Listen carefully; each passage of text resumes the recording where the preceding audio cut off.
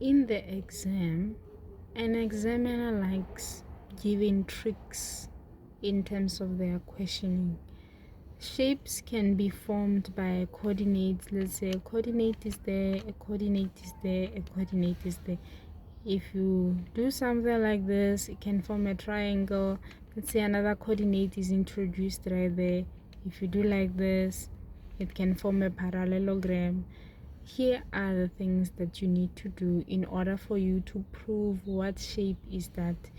If you see that the shape is a triangle, you can either prove it by first method. You always need, for a triangle, you always need to use a distance formula for you to be able to determine the length of this side, the length of this side, the length of this side. That way you'll be able to tell which kind of a triangle is it. Is it an isosceles triangle? Isosceles triangle has two equal sides and one of the sides is not equal to any of the sides of the triangle.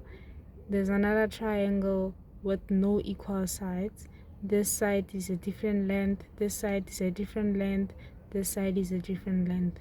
And there's also a right angled triangle. This one, how you will solve it or how you will prove that it's a right angled triangle, by two ways. First way, you can identify or solve or calculate the gradient of this line and the gradient of this line. If they both multiply to a -1, you know that it's a right angle triangle because perpendicular lines bisect each other at a 90-degree angle, only at a 90-degree angle. And the second way to prove that this is a right angled triangle by just using distance formula.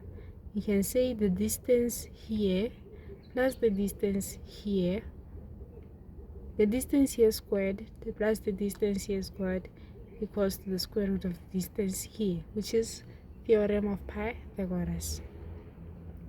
If you have to prove that it is a parallelogram, not a triangle, not a right angle triangle, but a parallelogram or a rectangle, what you need to prove is that the gradient of this line and the gradient of this line must be the same gradient. The gradient of this line and the gradient of this line must be the same gradient. The gradient of this line multiplied by the gradient of this line must be equals to -1. The other way is by midpoints. The point here and the point here, is their midpoint the same as the point here and the point here? If by calculation that agrees, then you're safe to say this is a parallelogram.